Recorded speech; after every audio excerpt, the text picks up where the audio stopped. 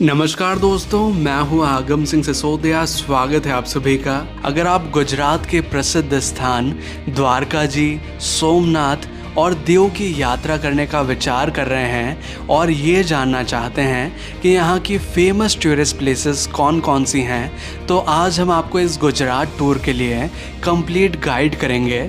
सबसे पहले तो हम आपको लेकर चलेंगे उन सभी फेमस स्थानों की ओर जो कि यहाँ पर फेमस हैं, और उन सभी स्थानों को आपको अच्छे से दिखाएंगे, जिससे कि आपको ऐसा अनुभव होगा कि जैसे आप हमारे साथ ही यात्रा कर रहे हों। और साथ ही हम आपको जानकारी भी देंगे कि इस टूर के लिए आप कैसे प्लान कर सकते हैं, कितने दिनों की आपको आवश्यकता होगी, अच्छा फूड आपको यहाँ कहाँ मिल जाएगा, अच्छी स्टे फैसिलिटी कहाँ मिल जाएगी जहाँ पर आप बजट फ्रेंडली तरीके से रुक सकते हैं और आराम से सभी स्थानों को घूम सकते हैं। तो ये सारी छोटी बड़ी जानकारी आज हम आपके साथ शेयर करेंगे। तो आइए मिलकर एक्सप्लोर करते हैं गुजरात के इन सभी स्थानों को। इस टूर की शुरुआत करने से पहले मैं आपको सीक्वल के बारे में जानकारी देना चाहूँगा कि सबसे पहले हम चलेंगे द्वारका, फिर हम चलेंगे सोमनाथ के लिए और उसके बाद अंत में हम चलेंगे दीव को एक्सप्लोर करने। हमारी यात्रा की शुरुआत होती है द्वारका से। द्वारका आप किसी भी साधन से आसानी से पहुंच सकते हैं। द्वारका में रेलवे स्टेशन है और साथ ही बस की काफ़ी अच्छी सुविधा है। और अगर आप बाय एयर भी आना चाहते हैं तो नियर बाय एयरपोर्ट है जामनगर का। तो सबसे पहला स्थान जो कि हम द्वारका में एक्सप्लोर करने जा रहे हैं वो है द्वारकाधीश मंदिर, जो कि 4 धामों में से एक धाम है। जैसे कि हिंदुओं में 4 प्रमुख धाम हैं और चारों भारत के अलग अलग डायरेक्शंस में बने हुए हैं, तो उनमें से एक धाम है द्वारका, जिन्हें द्वारका जी भी हम बोलते हैं, द्वारका धाम के नाम से जानते हैं। ये गुजरात में स्थित है। इस मंदिर की शैली के बारे में अगर बात करें तो ये मारू गुर्जर शैली में बना हुआ है, जिसे सोलंकी शैली के नाम से भी जाना जाता है। द्वारिकाधीश मंदिर ही वह स्थान है जहां पर मीराबाई भगवान श्री कृष्ण में विलीन हो गई थीं। द्वारकाधीश मंदिर के अगर टाइमिंग की बात करें तो ये सुबह 6 बजे ओपन हो जाता है और दोपहर 1 बजे तक ये ओपन रहता है। फिर ये शाम को ओपन होता है 5 बजे और रात को 9:30 बजे तक ओपन रहता है। लेकिन एक चीज़ का आप ज़रूर ध्यान रखें, सुबह 8 बजे से 9 बजे तक मंदिर वापस से क्लोज हो जाता है, क्योंकि भगवान का उस टाइम पे श्रृंगार टाइम होता है। तो उस टाइम को भी अगर आप चाहें तो अवॉइड कर सकते हैं अगर आप दर्शन के लिए आ रहे हैं। द्वारकाधीश मंदिर में अब हम चल रहे हैं दर्शन के लिए, लेकिन एक इम्पॉर्टेंट चीज़ मैं आपको बताना चाहूँगा कि द्वारकाधीश मंदिर में किसी भी तरह का मोबाइल फ़ोन, इलेक्ट्रिक डिवाइस, किसी भी तरह की चाबी या फिर बैग, जैसे हैंड बैग वगैरह कुछ भी आप ले जाते हैं तो ये चीज़ें अलाउड नहीं होती। इस वजह से यहाँ बाहर की ओर लॉकर्स बनाए गए हैं जहाँ पर आप अपना सामान जमा करवा सकते हैं। यहाँ पर कई दुकानें ऐसी हैं जहाँ पर भी लॉकर आपको मिल जाएंगे, लेकिन वो थोड़ा एक्सपेंसिव रहते हैं। और लॉकर रूम के बारे में एक इंपॉर्टेंट चीज़ मैं आपको बताना चाहूँगा कि लॉकर रूम का किसी तरह का चार्ज नहीं होता। अदरवाइज जो शॉप्स में आप जमा कराते हैं तो ये आपसे 50 रुपीज़, 100 रुपीज़ इस तरह का चार्ज करते हैं, लेकिन गवर्नमेंट द्वारा जो फैसिलिटी दी गई है उसका कोई चार्ज नहीं होता। द्वारिकाधीश मंदिर में प्रवेश करने के लिए 2 प्रमुख द्वार हैं। एक उत्तरी द्वार जिसे मोक्ष द्वार कहा जाता है और एक दूसरा द्वार जिसका नाम है दक्षिणी द्वार, जिसे स्वर्ग द्वार कहा जाता है। आप दोनों ही द्वारों से मंदिर के अंदर प्रवेश कर सकते हैं। अगर आपको ऐसा लगता है कि एक द्वार में श्रद्धालुओं की संख्या ज़्यादा है तो आप दूसरे द्वार की सहायता से मंदिर के अंदर प्रवेश कर सकते हैं।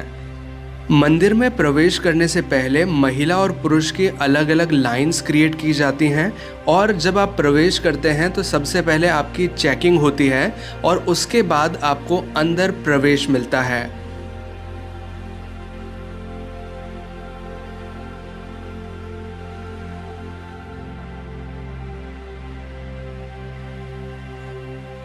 तो अब मंदिर में हम दर्शन करके आ चुके हैं द्वारकाधीश भगवान के, और मंदिर के अंदर के बारे में मैं आपको बताना चाहूँगा कि भगवान द्वारकाधीश की ब्लैक कलर की प्रतिमा है, चतुर्भुज प्रतिमा अंदर विराजमान है, जो कि चांदी और सोने के सिंहासन पे है, जिनके आप अंदर जाके दर्शन कर सकते हैं। और मंदिर पूरा सैंडस्टोन का बना हुआ है, यानी कि जो रेतीला पत्थर होता है उसका आर्किटेक्चर आपको देखने मिलेगा।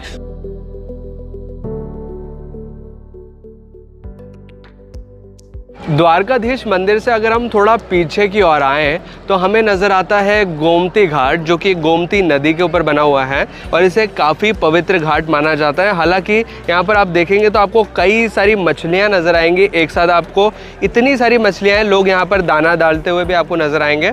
और साथ ही इसी घाट पर आपको बोटिंग की सुविधा नज़र आएगी, जैसे कि आप देख सकते हैं। अगर आप चाहें तो बोटिंग भी यहाँ कर सकते हैं। और जो पीछे आपको ब्रिज नज़र आ रहा है, इसका नाम है सुदामा सेतु। ये भगवान कृष्ण के परम मित्र सुदामा जी के नाम पर रखा गया है।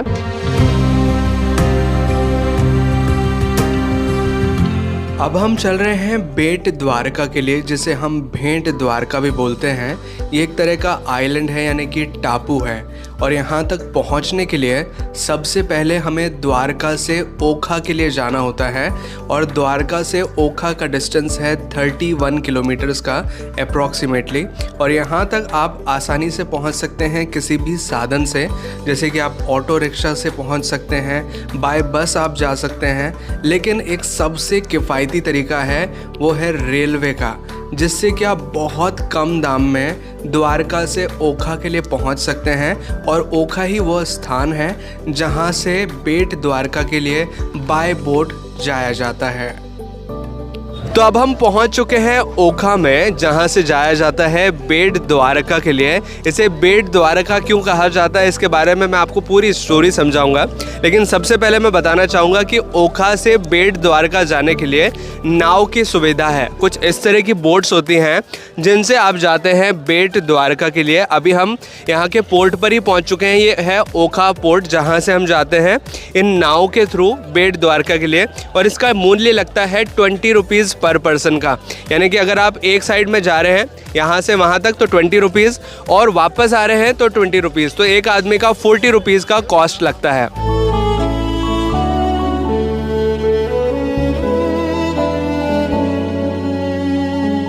तो अब हम पहुंच चुके हैं बेट द्वारका। इसे भेंट द्वारका के नाम से भी जाना जाता है। इसका नाम बेट द्वारका क्यों रखा गया है, इसके बारे में मैं आपको थोड़ा बताना चाहूँगा कि जब भगवान श्री कृष्ण के परम मित्र सुदामा आए थे तो वो भेंट द्वारका में चावल लेकर आए थे। तो उन्होंने चावल भगवान श्री कृष्ण को एक तरह से उपहार के रूप में, भेंट के रूप में दिए थे। इस वजह से इस द्वारका का नाम भेंट द्वारका रखा गया है। पुराने समय में भगवान श्री कृष्ण का मूल घर बेट द्वारका में ही हुआ करता था। और यहाँ पर उसी जगह पर कई सारे मंदिर बने हुए हैं और आसपास में भी मंदिर है। तो चलिए अंदर चलते हैं और सभी मंदिरों में दर्शन करते हैं। तो अब हम पहुंच चुके हैं बेट द्वारका के मुख्य द्वारकाधीश मंदिर में। जैसे कि यहाँ बोर्ड पर भी लिखा हुआ है श्री द्वारकाधीश मेन टेम्पल।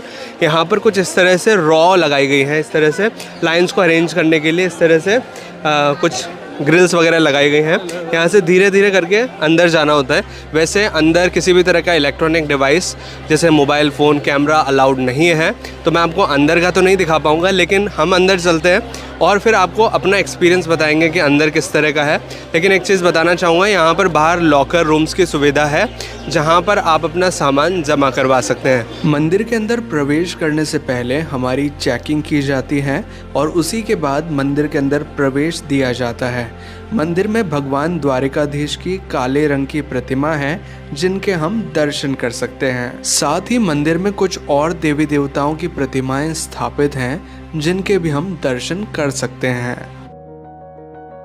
बेट द्वारका में अब हम आ चुके हैं सोने की द्वारका को देखने, जो कि एक तरह का मंदिर भी हम इसे बोल सकते हैं, एक तरह का म्यूजियम भी बोल सकते हैं, क्योंकि इसमें कई सारी झांकियां हैं भगवान श्री कृष्ण की और अलग अलग देवी देवताओं की, जहां पर हम दर्शन भी कर सकते हैं और उनके साथ फ़ोटोज़ भी क्लिक कर सकते हैं। क्योंकि अंदर फ़ोटो वीडियो लेना अलाउड है, पर इस जगह का चार्ज लगता है। वो चार्ज क्या होता है मैं आपको तो बताता हूँ अंदर चल के। सोने की द्वारका को देखने के लिए यहाँ पर एक टिकट लगता है जिसका मूल्य है 40 रुपीज़ पर पर्सन का, जिसके लिए यहाँ पर एक टिकट काउंटर भी बनाया गया है जहाँ से आप अपना टिकट परचेज कर सकते हैं।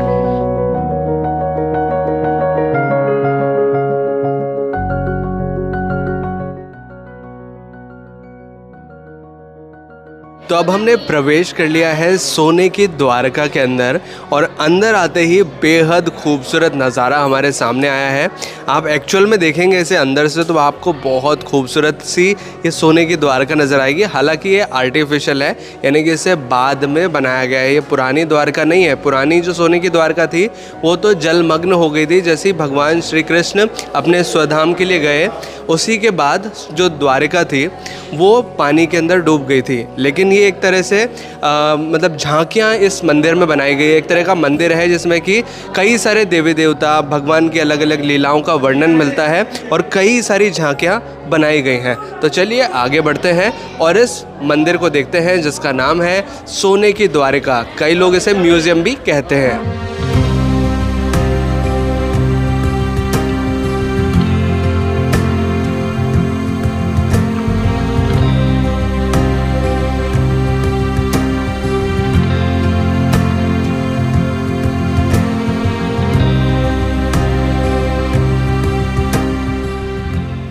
बेट द्वारका में अब हम पहुंच चुके हैं हनुमान डांडी मंदिर में। ये दुनिया का एकमात्र ऐसा मंदिर है जहां पर हनुमान जी और उनके पुत्र मकर ध्वज की जो प्रतिमाएं हैं वो एक साथ स्थापित है।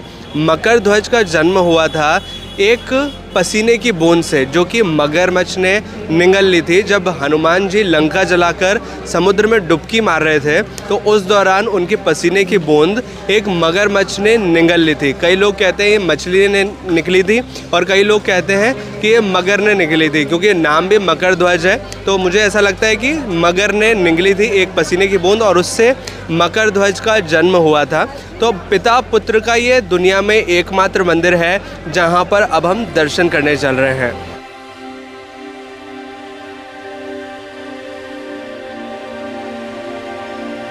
हनुमान डांडी मंदिर के अंदर एक निःशुल्क भोजनालय भी है जहां पर आप भगवान की प्रसादी ग्रहण कर सकते हैं। इसका टाइमिंग है लगभग सुबह 11 बजे से दोपहर के 3 बजे तक। तो अब हम बेट द्वारका से वापस से द्वारका की ओर चल रहे हैं, क्योंकि द्वारका में और भी कई सारे प्रसिद्ध स्थान हैं जो कि अभी देखना शेष हैं। द्वारका में अब हम एक ऐतिहासिक मंदिर के दर्शन करने आ चुके हैं जो कि है माता रुक्मणी का मंदिर। इसे रुक्मणी मंदिर या रुक्ष्मणी मंदिर के नाम से भी जाना जाता है।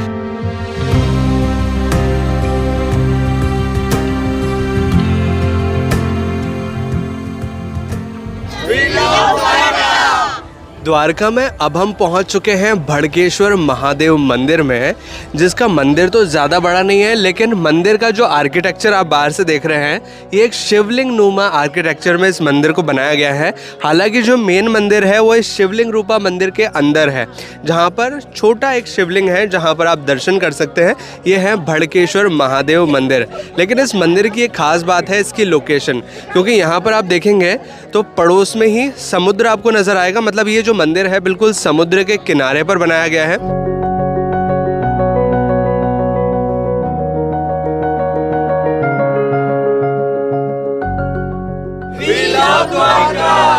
अब हम पहुंच चुके हैं नागेश्वर ज्योतिर्लिंग मंदिर में।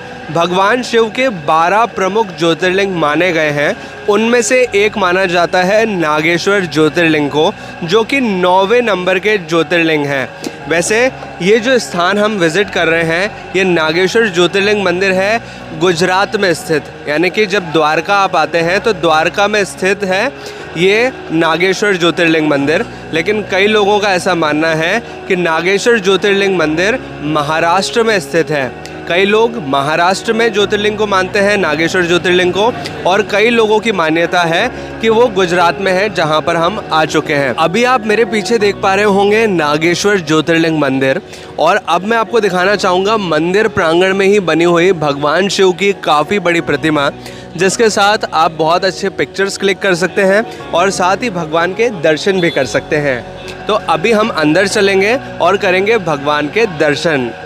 नागेश्वर मंदिर में प्रवेश करने के लिए कुछ इस तरह से लाइन में लगते हुए हमें आगे बढ़ना होता है और फिर मंदिर के अंदर प्रवेश मिलता है।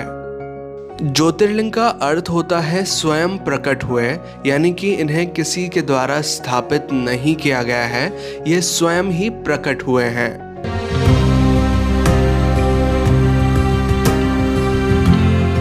अब हम एक बहुत ही ऐतिहासिक और पौराणिक स्थान पर पहुंच चुके हैं जिसका नाम है गोपी तालाब।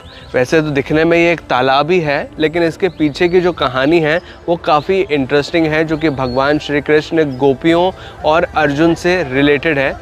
तो उस स्टोरी को मैं आपको थोड़ा डिटेल से समझाता हूँ ताकि आपको इस जगह का इम्पोर्टेंस समझ आए। इस कथा को सुनाते हुए मैं गोपी तालाब के आसपास बने सभी मंदिरों के दर्शन भी आपको कराना चाहूँगा। कथा कुछ ऐसी है कि महाभारत के युद्ध के बाद अर्जुन को ऐसा अभिमान हो गया था कि मेरे जैसा धनुर्धारी पूरे विश्व में कोई नहीं है। तो अर्जुन का घमंड उतारने के लिए भगवान श्री कृष्ण ने 16,108 गोपियों को भेंट द्वारका से मथुरा भेजने के लिए अर्जुन से कहा और भगवान श्री कृष्ण का आदेश मानकर अर्जुन चल पड़ते हैं सभी गोपियों को लेकर मथुरा के लिए।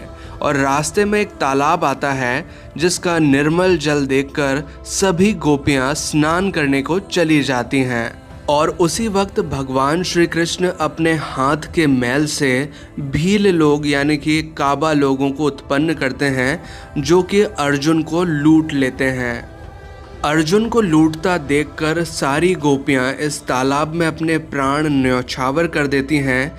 इसीलिए इस तालाब को गोपी तालाब कहा जाता है और इसकी मिट्टी गोपी चंदन कहलाती है। और इसी वजह से यहाँ की मिट्टी को बहुत पवित्र माना जाता है और इस तरह से गोपी चंदन के नाम से बेचा जाता है, जो कि श्रद्धालु अपने अपने घर लेकर जाते हैं। और यहाँ पास में ही कई मंदिरों के अंदर राम नाम का तैरता पत्थर भी आपको नजर आएगा, जिसके भी आप दर्शन कर सकते हैं। द्वारका दर्शन करने के बाद अब हम अपनी यात्रा में आगे बढ़ते हुए चलेंगे सोमनाथ के लिए। लेकिन इससे पहले मैं आपको जानकारी देना चाहूँगा कि द्वारका में आप कहाँ पर रुक सकते हैं और अच्छी फूड की फैसिलिटी आपको कहाँ पर मिल जाती है। तो रेलवे स्टेशन या बस स्टैंड के पास आपको काफ़ी सारे होटल्स मिल जाएंगे, रेस्टोरेंट्स मिल जाएंगे, जहां पर आप बजट फ्रेंडली तरीके से रुक सकते हैं, अच्छा फूड ट्राई कर सकते हैं। और साथ ही मंदिर जो है द्वारकाधीश का मुख्य मंदिर, उसके आसपास भी कई सारे होटल्स हैं, वहां पर आपको रूम मिल जाएगा। अगर मैं ऑफ सीज़न के रेट की बात करूं तो 500-600 में आपको ईजिली रूम मिल जाता है। और फूड की बात करें तो यहाँ बहुत सारे ढाबे मिल जाएंगे। गुजराती थाली आपको 120-130 रुपीज़ में ईजिली मिल जाती है, जिसमें कि आप भर पेट खाना खा सकते हैं। काफ़ी सारी उसमें सब्जियां होती हैं और काफ़ी सारी डिशेस होती हैं जो बहुत अच्छी लगती है और वो आप ट्राई कर सकते हैं। इसी के साथ यहाँ पर धार्मिक रूप से कई सारे भोजनालय भी हैं, जहाँ पर आप निःशुल्क भोजन ग्रहण कर सकते हैं। मंदिरों में एक तरह से भंडारे चलते हैं जिसमें कि बहुत अच्छा डिलीशियस फूड आपको अवेलेबल हो जाता है। जैसे कि बेट द्वारका में आपको जो मंदिर की फूड फैसिलिटी है वो मिल जाएंगी, जहाँ पर आप फ्री में भोजन कर सकते हैं। वो खाना बहुत अच्छा होता है, तो वो आप ज़रूर ट्राई कीजिएगा। इससे आपका जो फूड का कॉस्ट है वो भी बचेगा और एक तरह से आप प्रसाद भी ग्रहण कर पाएंगे। और अगर बात करें कि द्वारका घूमने में आपको कितने दिन का समय लगेगा, तो आपके लिए 2 दिन सफिशिएंट रहेंगे, जिसमें कि आप द्वारका, बेट द्वारका, नागेश्वर ज्योतिर्लिंग, ये सारे स्थान बहुत आसानी से कवर कर सकते हैं। 2 दिन आपके लिए सफिशिएंट रहेंगे। द्वारका दर्शन के बाद अब हम अपनी यात्रा में आगे बढ़ते हुए चल रहे हैं सोमनाथ के लिए। सोमनाथ का डिस्टेंस द्वारका से लगभग 230 किलोमीटर्स का है, जिसे हम किसी भी साधन से आसानी से पार कर सकते हैं। लेकिन जो सबसे कन्वीनियंट साधन है वो है ट्रेन का। सोमनाथ के पास वेरावल है, जहां पर रेलवे स्टेशन है, जहां तक आप डायरेक्टली बाय ट्रेन आ सकते हैं। और वेरावल का डिस्टेंस सोमनाथ से केवल 7 किलोमीटर्स का है। तो आइए अब इस यात्रा की शुरुआत करते हैं सबसे प्रमुख स्थान के साथ, जो कि है सोमनाथ मंदिर। सोमनाथ 12 ज्योतिर्लिंग में से प्रथम ज्योतिर्लिंग है, यानी कि अगर हम नंबरिंग वाइज बात करें तो पहले नंबर के जो ज्योतिर्लिंग हैं वो हैं सोमनाथ। और सोमनाथ का ये विश्व प्रसिद्ध मंदिर अरेबियन सी यानी कि अरब सागर के किनारे पर बना हुआ है। तो सबसे पहले हम चल रहे हैं सोमनाथ ज्योतिर्लिंग के दर्शन के लिए। हमारे पीछे आप देख सकते हैं सोमनाथ मंदिर, थोड़ा यहाँ से दूर है, लेकिन सोमनाथ मंदिर का जो प्रवेश द्वार है वो यहीं पर है। और यहाँ से 2 लाइंस बनाई जाती है, मेल्स के अलग और फीमेल्स के अलग। और अंदर, मंदिर के अंदर किसी भी तरह का इलेक्ट्रॉनिक आइटम जैसे कि मोबाइल, चार्जर, आपकी चाहे गाड़ी की चाबी क्यों ना हो, किसी भी तरह का इलेक्ट्रॉनिक आइटम मंदिर के अंदर ले जाना अलाउड नहीं है। इस वजह से मेल्स और फीमेल्स की अलग अलग लाइंस बनाकर चेकिंग की जाती है। सबसे पहला चेकिंग गेट हमारे सामने आपको नज़र आ रहा होगा, और दूसरा चेकिंग गेट यहाँ से आगे मंदिर के पास में है। वहाँ पर दूसरी बार चेकिंग की जाती है। लाइव डिटेक्टर्स भी हैं जिनसे आपको गुजरना होता है। अगर कुछ भी होता है तो वहाँ पे बीप हो जाता है और आपको वो सामान बाहर ही रख के जाना पड़ता है। मतलब चेकिंग अच्छी खासी होती है। और मंदिर के अंदर बहुत अच्छा सा है, बहुत अच्छे स्ट्रक्चर्स बनाए गए हैं, बहुत अच्छा आर्किटेक्चर है। जो शिल्पकारी है मंदिर में वो बहुत खूबसूरत है।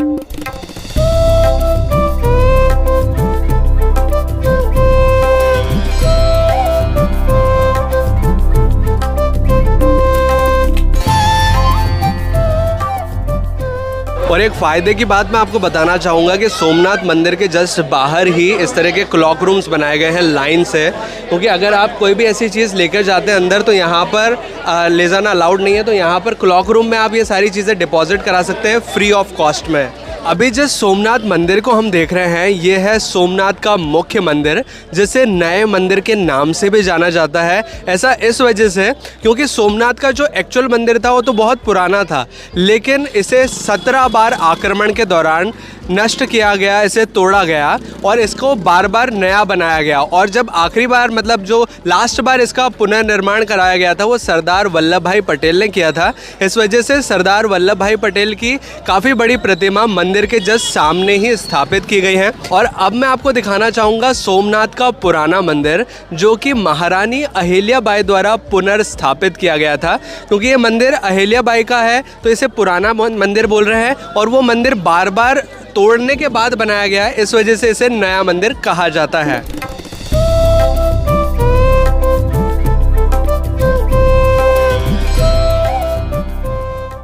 तो अब हमने भी अपना सामान डिपॉजिट करा दिया है क्लॉक रूम में और चल रहे हैं सोमनाथ भगवान के दर्शन के लिए।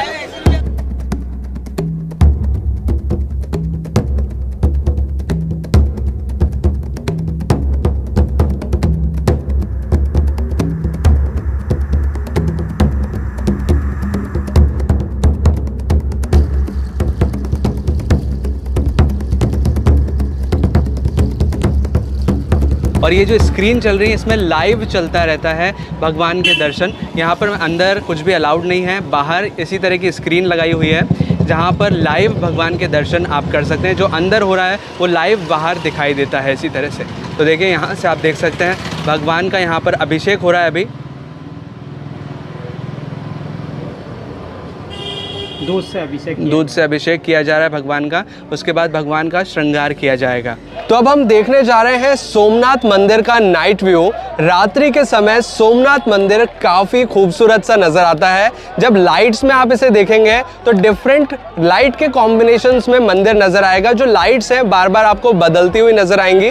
और इसी के साथ मैं आपको कुछ इंपॉर्टेंट जानकारी देना चाहूँगा सोमनाथ मंदिर के ओपनिंग और क्लोजिंग टाइम के बारे में। मंदिर सुबह 6 बजे ओपन हो जाता है और रात के 10 बजे तक ये ओपन रहता है। मंदिर के अगर आरती के समय की बात करें तो मंदिर में 3 बार आरती होती है। एक सुबह 7 बजे, एक दोपहर 12 बजे और एक शाम को 7 बजे। सोमनाथ मंदिर में एक लाइट एंड साउंड शो भी होता है जिसमें कि सोमनाथ मंदिर के बारे में, उसके इतिहास के बारे में जानकारी दी जाती है। ये शो दिन में 2 बार होता है और शाम के समय ये होता है। इसके टाइमिंग की अगर मैं बात करूं तो 7:45 बजे यानी कि 7:45 से एक शो स्टार्ट होता है जो कि 8:30 बजे तक चलता है और दूसरा शो चलता है 8:30 बजे से लेकर 9:15 बजे तक। वैसे इसकी वेबसाइट पर जो टाइमिंग दिया हुआ है वो 8 से 9 बजे तक का दिया गया है, लेकिन जब यहाँ लोकल लोगों से हमने जाना तो ये जो 2 टाइम स्लॉट्स मैंने आपको बताए, एक तो 7:45 से 8:30 बजे तक का और एक 8:30 बजे से लेकर के 9:15 बजे तक का, यानी कि 9:15 तक का ये शो होता है जो कि यहाँ मंदिर के ऊपर ही होता है। इसको आप देख सकते हैं 30 रुपीज़ पर पर्सन का इसमें चार्ज लगता है।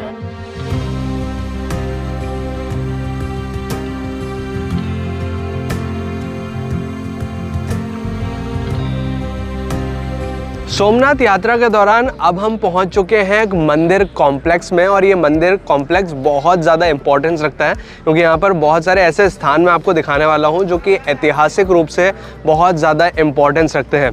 सबसे पहला स्थान मैं आपको दिखा रहा हूँ गोलोक धाम, जहाँ पर भगवान श्री कृष्ण की चरण पादुकाएँ हैं, और ये वो स्थान है जहाँ पर भगवान श्री कृष्ण का अंतिम संस्कार किया गया था। जब भगवान श्री कृष्ण की मृत्यु हुई थी और वो स्वधाम जाने के लिए रेडी थे, तो यहीं पर उनका अंतिम संस्कार किया गया था। यहाँ पर भगवान के चरण पादुकाएं हैं जहाँ पर हम दर्शन कर सकते हैं।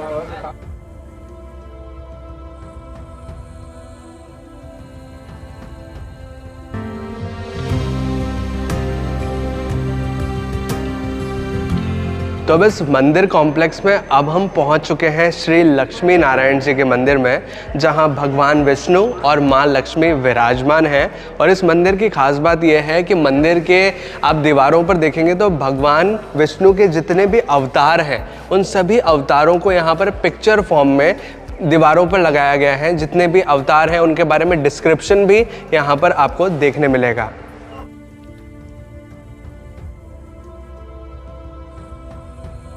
अब हम पहुंच चुके हैं बलदेव जी की गुफा में, जहां पर भगवान श्री कृष्ण के बड़े भाई बलदेव जी शेषनाग रूप में पाताल के अंदर चले गए थे।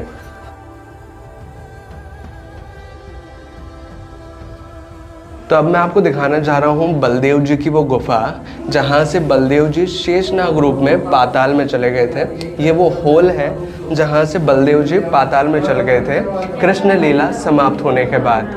अब हम पहुँच चुके हैं गीता मंदिर, जो कि इसी कॉम्प्लेक्स का एक हिस्सा है। इस मंदिर की खास बात यह है कि इस मंदिर के हर पिलर पे आप देखेंगे तो गीता के श्लोक लिखे हुए हैं। इस वजह से ये मंदिर काफ़ी खास है, और इस मंदिर में भगवान श्री कृष्ण बांसुरी बजाते हुए नजर आते हैं।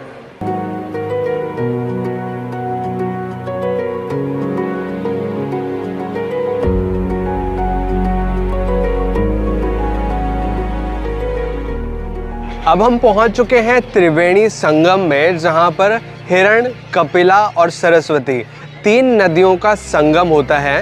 ये तीन नदियां यहां आकर मिलती हैं। त्रिवेणी संगम का महत्व इस वजह से भी माना जाता है क्योंकि भगवान श्री कृष्ण ने यहाँ पर 56 कोटि यादवों का तर्पण किया था। तो यहाँ पर तर्पण का महत्व माना जाता है, इस वजह से भी ये जो संगम है पवित्र है।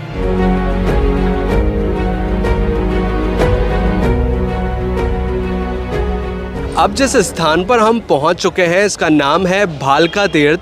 यह स्थान ऐतिहासिक और पौराणिक दोनों दृष्टि से इम्पोर्टेंस रखता है क्योंकि इस स्थान पर भगवान श्री कृष्ण को तीर लगा था, और वो तीर मारा था जरा नाम के एक शिकारी ने, जो कि उसके पिछले जन्म में बाली हुआ करता था। जो रामायण में सुग्रीव का भाई था बाली, जो भगवान राम ने बाली को तीर से मारा था, तो उससे वचन दिया था कि अगले जन्म में तुम मुझे मारना। तो वो जो बाली है वो अगले जन्म में जरा नाम का शिकारी बनता है, और भगवान श्री कृष्ण अपने पैर में एक अंगूठी पहन के रखते हैं जिसका जो डायमंड है वो बहुत ज़्यादा चमकता रहता है। तो वो जो चमकता हुआ डायमंड है वो दूर से शिकारी को ऐसा लगता है कि ये हिरन की आँख है, तो वो वहीं से तीर चलाता है और भगवान के पैर में जाकर वो तीर लग जाता है, और वो तीर होता है जहरीला।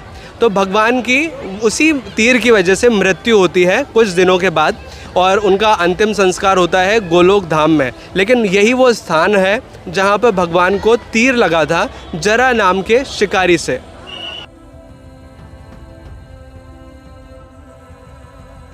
तो अब हम मंदिर के अंदर प्रवेश कर चुके हैं। मंदिर के अंदर भगवान श्री कृष्ण उसी मुद्रा में लेटे हुए हैं जिस टाइम पर वो उस टाइम पर लेटे हुए थे जब उन्हें तीर लगा था। और ये जो व्यक्ति भगवान श्री कृष्ण के आगे हाथ जोड़कर बैठा हुआ है, ये है जरा नाम का शिकारी जिसने भगवान श्री कृष्ण को तीर मारा था।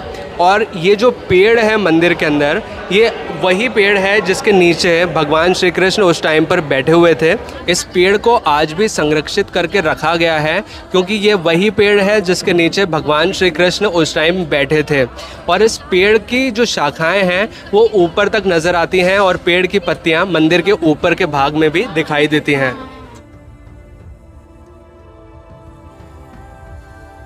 यहीं पास में ही प्रकटेश्वर महादेव मंदिर भी है, जहां पर भी अगर आप चाहें तो दर्शन कर सकते हैं।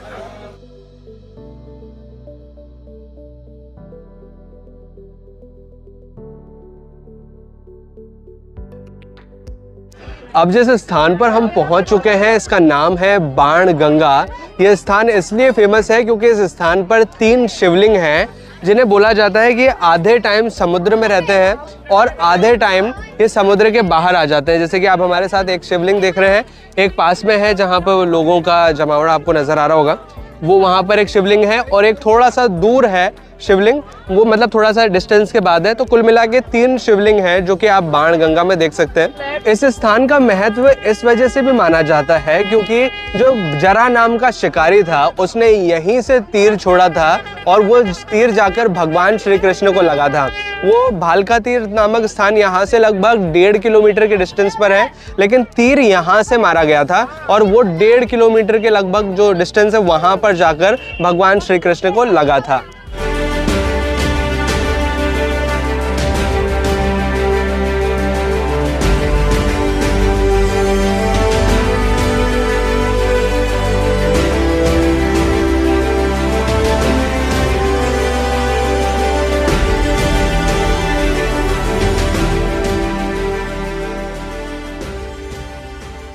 अब जिस स्थान पर हम पहुंच चुके हैं ये वेरावल में स्थित है, और ये है वेरावल में मछुआरों का एक तरह का बोट स्टैंड, जहां पर आप देखेंगे तो कई सारी बोट्स आपको नजर आएंगी।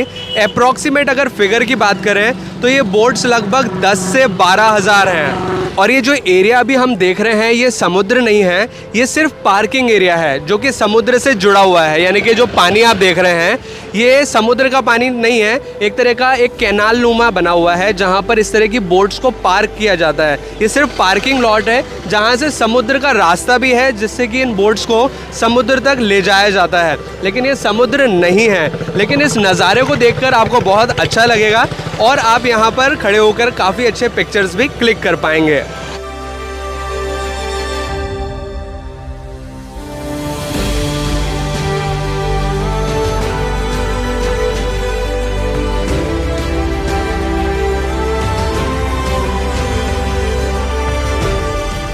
अब हम आ चुके हैं प्राचीन सूर्य मंदिर में दर्शन करने, जिसके बारे में ऐसा माना जाता है कि ये मंदिर लगभग 5,500 साल पुराना है और पांडव कालीन है। ऐसा भी बताते हैं कि इस मंदिर का निर्माण पांडवों द्वारा किया गया था। सूर्य मंदिर के पास में ही है 5 पांडव गुफा, जिसका निर्माण पांडवों द्वारा करवाया गया था। और इस गुफा के अंदर हिंगलाज माता का मंदिर भी है जो कि पांडवों की इष्ट देवी हुआ करती थी। और ये 5 पांडवों की इस तरह से एक प्रतिमा यहाँ पर बनाई गई है और लिखा भी हुआ है युधिष्ठिर, भीम, अर्जुन, सहदेव, नकुल, ये सारी चीज़ें यहाँ लिखी हुई है। पूरा स्टैचूज है, साथ में ही सिद्धि विनायक हैं जहाँ पर आप दर्शन करते हुए आगे की ओर बढ़ सकते हैं। गुफा की ओर चलते हैं, हम आपको गुफा को अंदर से दिखाएंगे।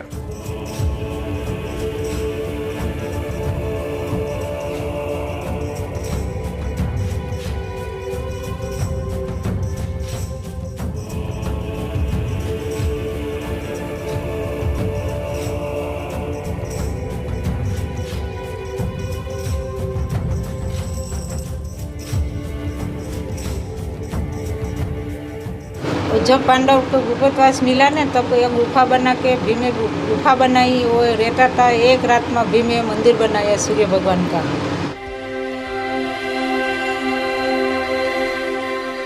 सूर्य मंदिर और पांडव गुफाओं को देखने के बाद अब हम आ चुके हैं आदि गुरु शंकराचार्य जी की शारदा पीठ को देखने, जो कि आप देख सकते हैं कि वो पीछे है सूर्य मंदिर, और सूर्य मंदिर के जस्ट अगर आगे की ओर देखें तो शारदा पीठ नज़र आती है। तो चलिए अंदर चलते हैं और दर्शन करते हैं।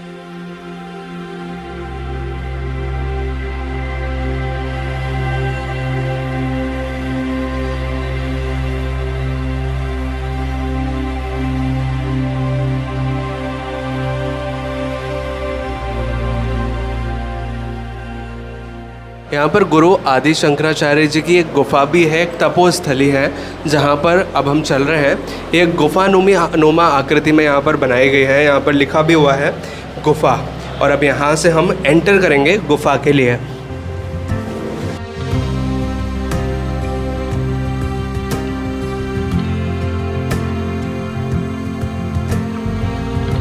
सोमनाथ यात्रा के दौरान अब हम पहुंच चुके हैं राम मंदिर और परशुराम मंदिर। राम मंदिर तो यहाँ ऊपर की साइड बना हुआ है और परशुराम मंदिर के लिए हमें थोड़ा पीछे की ओर जाना होता है। तो सबसे पहले चलते हैं राम मंदिर के लिए।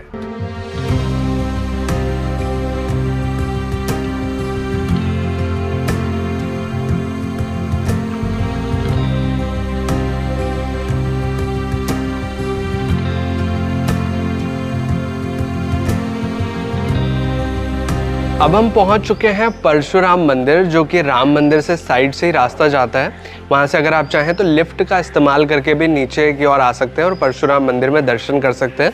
ये स्थान इस वजह से महत्व रखता है क्योंकि भगवान परशुराम की ये तपोस्थली रही है। यहाँ पर भगवान परशुराम ने तप किया है। राम मंदिर के बारे में एक और इम्पॉर्टेंट चीज़ मैं आपके साथ शेयर करना चाहूँगा कि यहाँ पर निःशुल्क भोजनालय भी है, जिसका टाइमिंग है सुबह 11 बजे से 3 बजे तक का। यहाँ पर अगर आप आते हैं तो निःशुल्क भोजन ग्रहण कर सकते हैं। तो अब हम चल रहे हैं सोमनाथ के एक बहुत ही इंटरेस्टिंग प्लेस की ओर, जो कि है सोमनाथ बीच। सोमनाथ बीच में प्रवेश करने के लिए 5 रुपीज़ पर पर्सन का चार्ज लगता है और अगर आप यहाँ पर साइकिलिंग करना चाहते हैं, एक पर्सन का चार्ज है 10 रुपीज़। अगर आप कपल साइकिलिंग करना चाहते हैं तो 20 रुपीज़ पर पर्सन का चार्ज लगता है। तो फाइनली अब हम पहुंच चुके हैं सोमनाथ बीच पर। यहाँ पर आप देख ही सकते हैं लहरें काफ़ी तेज़ हैं और लोगों का जो जमावड़ा है बहुत ज़्यादा है। आप दूर दूर तक देखेंगे तो काफ़ी सारे टूरिस्ट आपको यहाँ नज़र आएंगे और जो वेव्स हैं वो बहुत तेज़ हैं। और साथ ही यहाँ पर काफ़ी सारे एडवेंचर टास्क भी आप कर सकते हैं, जैसे कि हॉर्स राइडिंग आप कर सकते हैं, कैमल राइडिंग कर सकते हैं। इनके चार्जेस भी ज़्यादा नहीं होते, 50 रुपीज़ इनके चार्जेस होते हैं और इनके साथ फ़ोटोज़ आप क्लिक करा सकते हैं। और हॉर्स रेसिंग, कैमल रेसिंग, इस तरह की एक्टिविटीज़ भी यहाँ पे होती हैं।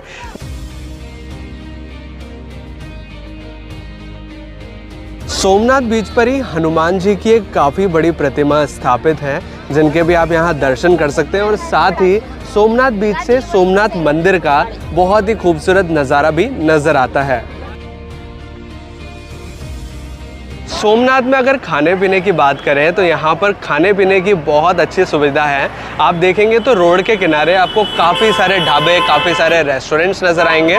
सोमनाथ में खाने पीने के लिए एक और बहुत अच्छा ऑप्शन है, जो कि है सोमनाथ ट्रस्ट द्वारा आयोजित निःशुल्क भंडारा, जिसे निःशुल्क भोजनालय भी हम कहते हैं। यहाँ पर आप फ्री में बहुत अच्छा खाना खा सकते हैं।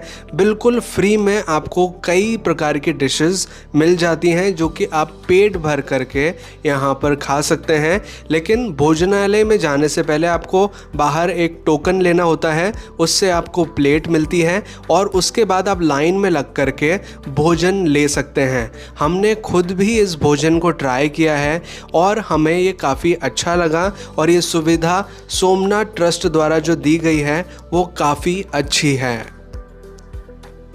सोमनाथ यात्रा के दौरान जो सभी स्थान हमने देखे, वे अगर आप चाहें तो सोमनाथ ट्रस्ट द्वारा चलाई गई यात्रा बस के थ्रू भी देख सकते हैं।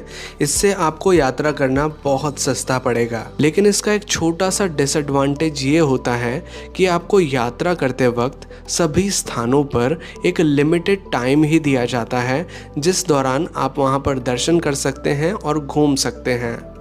और अगर बात करें सोमनाथ में आप कहाँ पर रुक सकते हैं, तो एक बहुत अच्छी लोकेशन मैं आपको बताने जा रहा हूँ। आप मेरे पीछे देख पाएंगे सोमनाथ का मुख्य मंदिर, और इस मुख्य मंदिर के पीछे ही, जस्ट पीछे ही आपको काफ़ी सारे होटल्स मिल जाएंगे बिल्कुल नियर बाय में। जैसे कि मैं आपको थोड़ा सा अंदर की तरफ भी दिखाना चाहूँगा कि यहाँ पूरी की पूरी गली, और गली को पार करते हुए भी आप जाएंगे तो पूरा मार्केट एरिया तक आपको होटल्स ही होटल्स नज़र आएंगे, जहाँ पर अगर ऑफ सीज़न की बात करें तो आपको 300, 500, 600 में आसानी से होटल मिल जाता है। लेकिन अगर वही बात करें कि अगर सीज़न टाइम हो, जैसे कि क्रिसमस टाइम होता है, न्यू ईयर टाइम होता है, तो इस टाइम पे जो 300 का होटल है वो 3000 में बदल जाता है, जो 500 का है वो 5000 में बदल जाता है, 600 का 6000 में बदल जाता है, यानी कि 10 टाइम्स इनके रेट्स बढ़ जाते हैं।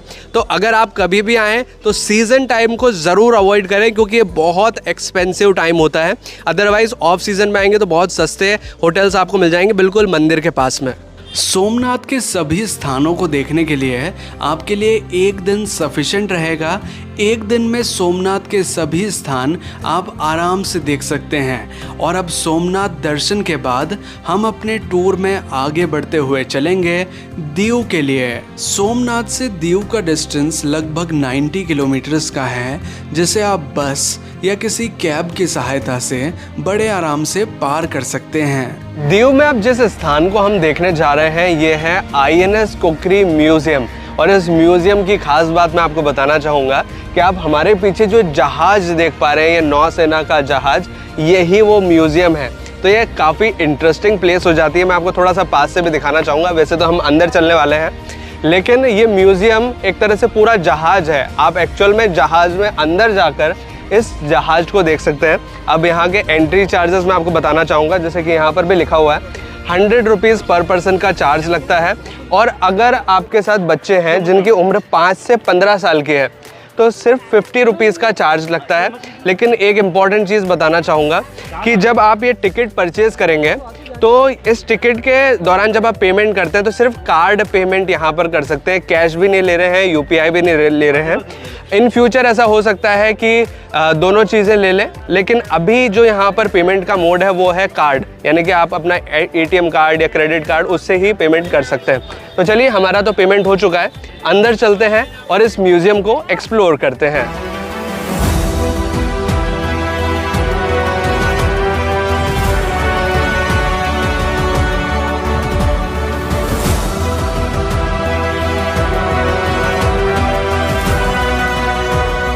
तो अब इस पॉइंट से हम जहाज़ के अंदर एंटर करने वाले हैं और ये है एग्जिट पॉइंट जहाँ से बाहर निकलेंगे, यानी कि इस पूरे जहाज़ को अंदर से देखने वाले हैं।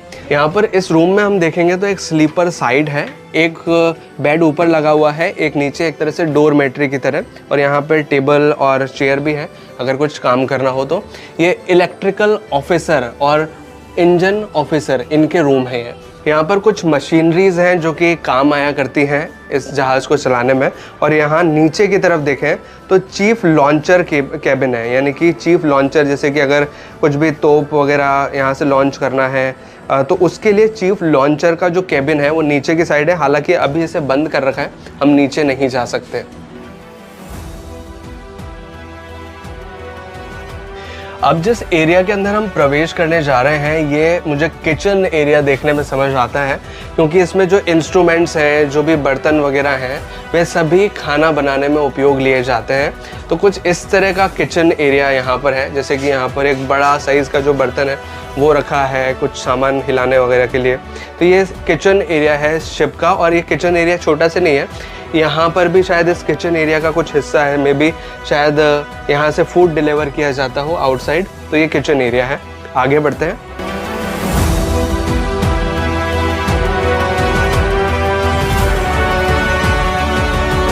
और मैं आपको दिखाना चाहूँगा आगे चलते हुए इस जहाज़ को।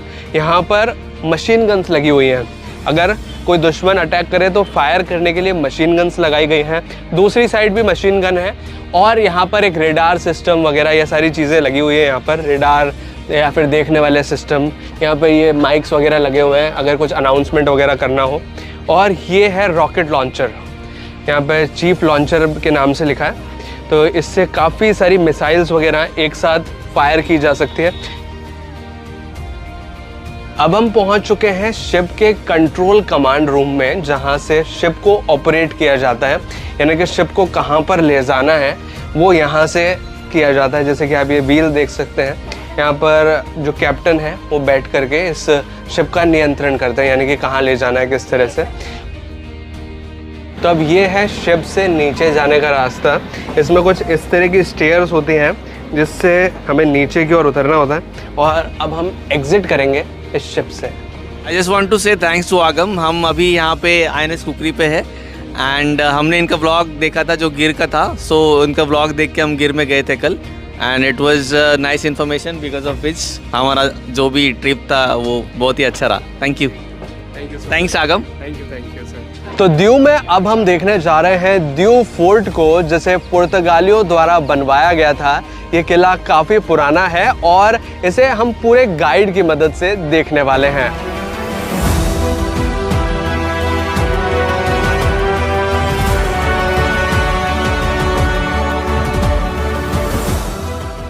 ये हमारा दीव है।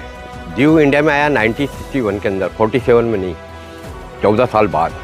14 साल के बाद में जब ये इंडिया के अंदर आया तो हमारे किले के अंदर कुछ जगह खाली पड़ी हुई थी। सामने देख रहे ना ये जालियाँ, ये सब जेल था। 1961 के इंडिया से अभी तक ये जेल था। जब इंडिया के अंदर कोरोना काल की बीमारी आई तो अभी इस जेल को खाली कर दिया जाएगा। यहाँ के जितने भी कैदी थे सबको अलग अलग जगहों पे शिफ्ट कर दिया जाएगा।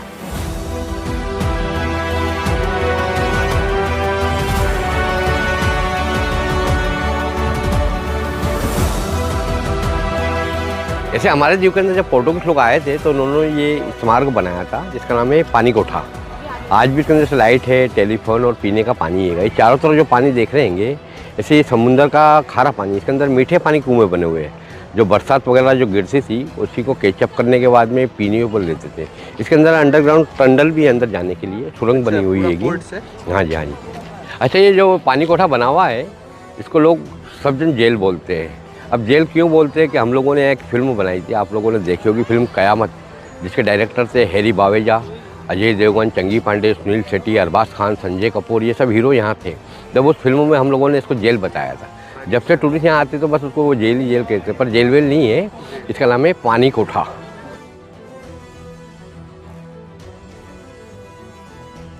और अब हम चल रहे हैं किले के एक ऐसे भाग में जहां पर कुछ ऐसी सुरंगें हैं जो कि किले को किसी अन्य स्थान से जोड़ती हैं। अब सबसे पहली सुरंग जो हम देखने जा रहे हैं ये वो सुरंग है जो कि दीव फोर्ट को पानी कोठा से जोड़ती है।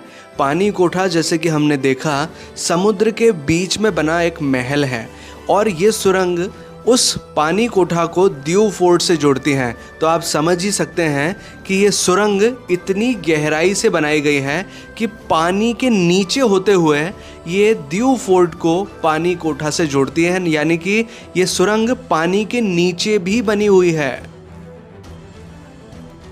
और अब जिस सुरंग को हम देख रहे हैं ये किले के अलग अलग भागों तक जाती है, यानी कि एक ऐसी सीक्रेट टनल है जो कि पुराने टाइम पर किले के अलग अलग भागों को जोड़ती थी।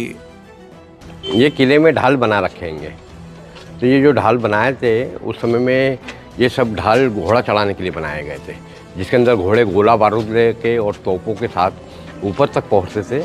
ऐसे पूरे किले में हमारे यहाँ 40 तोप रखी हुई है, जिसके अंदर कुछ तोपें अष्ट धातु की है जो 1624 में यहाँ बनाई गई थी। इसमें जो अष्ट धातु के तोपे हैं वो कभी धूप में गर्म नहीं होते हैं। कितना भी गोला और चलाओगे गर्म होंगे नहीं, फटेंगे नहीं। लोहे के इस प्रकार से गर्म होकर फट जाते हैं। ये तोपे हैं, ऐसे ये अलग प्रकार की तोपे हैगी। इसका नाम है एंटी गिराफ गन, जो यहाँ पर हेलीकॉप्टर और हवाई जहाज को फायर करने के लिए रखे गए थे। दीव फोर्ट में अब हम पहुंच चुके हैं दीव के लाइट हाउस में, जो कि फोर्ट के अंदर ही बना हुआ है।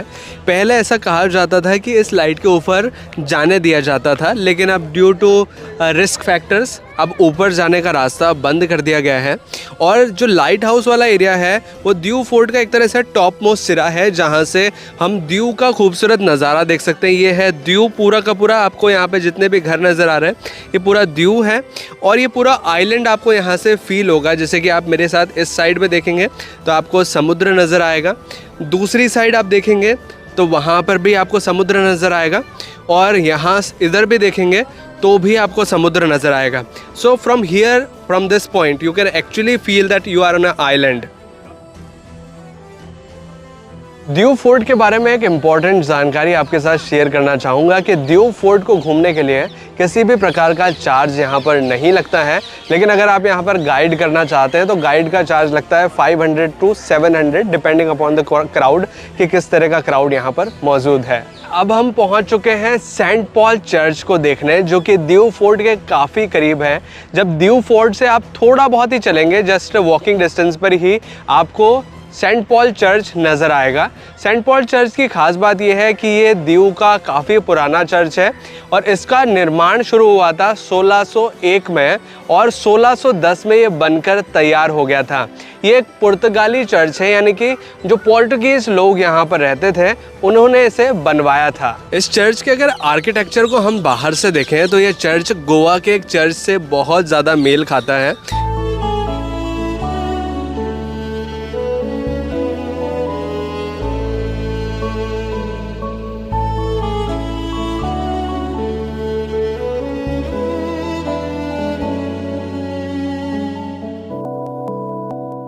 दीव में अब हम पहुंच चुके हैं INS कुकरी मेमोरियल के सामने। ये वो जहाज़ का मॉडल यहाँ पर बनाया गया है जो कि 1971 के युद्ध के दौरान पानी के अंदर डूब गया था, जब पाकिस्तानी सबमरीन हुंगरू नाम की एक सबमरीन थी, उसने जब इस पे 3 मिसाइल्स दागी थी तो इसके ऑयल टैंक पर जाकर मिसाइल्स लग गई थी और ये कुछ ही क्षणों के अंदर, लगभग 2 मिनट के अंदर ये पूरी तरह पानी में डूब गया था और कई सारे हमारे भारतीय नौसैनिक उसमें शहीद हो गए थे। INS कुकरी मेमोरियल का वैसे तो कोई चार्ज नहीं है, इसे आप फ्री में देख सकते हैं, लेकिन यहाँ तक पहुँचने के लिए लगभग 200 से 300 मीटर का रास्ता आपको पैदल चढ़कर ऊपर तक आना होता है। और उसके लिए अगर आप चाहें तो गोल्फ कार्ट की सहायता ले सकते हैं। गोल्फ कार्ट से मतलब इलेक्ट्रिक व्हीकल यहाँ पर चलते हैं और उसका मूल्य है 50 रुपीज़ पर पर्सन का, जिसमें कि ऊपर आना और नीचे जाना इंक्लूडेड होता है।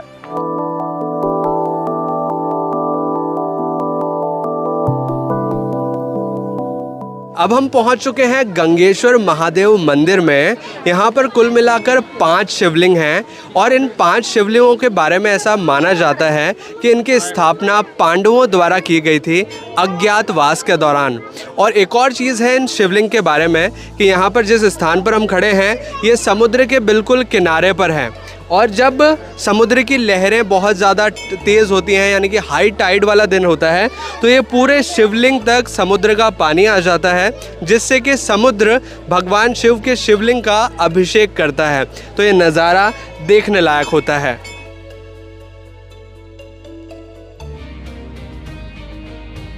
तो अब हम पहुंच चुके हैं दीव की एक बहुत ही एडवेंचरस और बहुत ही इंटरेस्टिंग प्लेस पर, जिसका नाम है नागोवा बीच। वैसे तो दीव में कई सारे बीचेस हैं, लेकिन जो सबसे फेमस और सबसे पॉपुलर बीच है वो है नागोवा बीच, जिसका नज़ारा अब मैं आपको दिखाना चाहूँगा।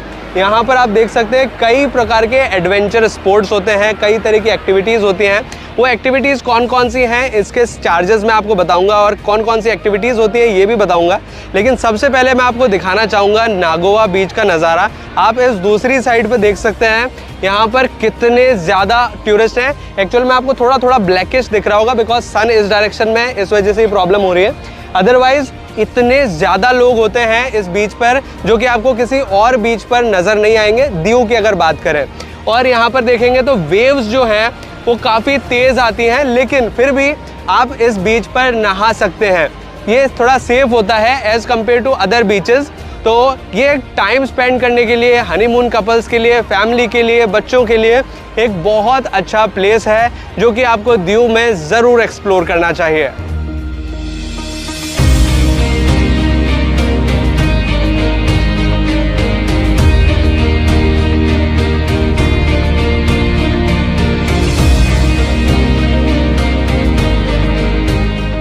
तो अगर वाटर स्पोर्ट एक्टिविटीज़ के चार्जेस के बारे में बात करें तो यहाँ पर कुछ इस तरह का कार्ड है जिसमें कि चार्जेस लिखे हुए हैं, मैं आपको दिखाना चाहूँगा।